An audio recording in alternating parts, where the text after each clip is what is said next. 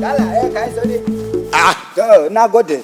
Alaikum da salam. Ya tau. Za ciru. Ina zuwa haka. Wallahi ba ka sani an biya min kudi zuwa umara na jira la ba. Ai ban sani ba. Wallahi ma wannan alkhairi. Ha ba abun azici ai baya boyewa. Haka yake. Wallahi yanzu ma na son jin hawa jirgin ne. A ina na kawo.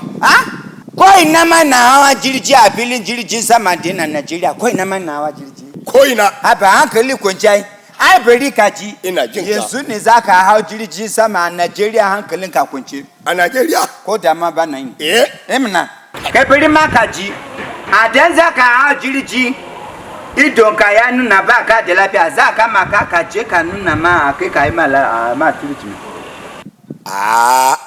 Yanzu ne kafin ka hau jirgi sai an bincika yaya lafiya jirgi tukuna kafin ya wuce. Sannan a dan jirgi zai sauka sai a duba tukuna an kolo shi kuna yaya lafiya shi kafin ya sauka. Duka wani filin jirgin sama da yana Najeriya. Gaba ɗaya Najeriya. Ko ina an jara. Kace shi yasa naga jirgi yana yawo a sama. Shi ne yasa a din ka ga jirgi suna yawo a sama.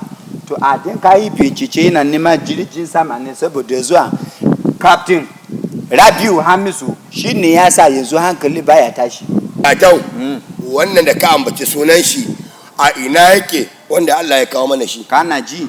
Shi wannan Captain Rabiu Hamisu na. Ba nan ya sa ba. Bai yadda ma a wulakanta jama'a cikin jirgi ba. Bai yadda a cimma wani mutunci a cikin jirgi ba.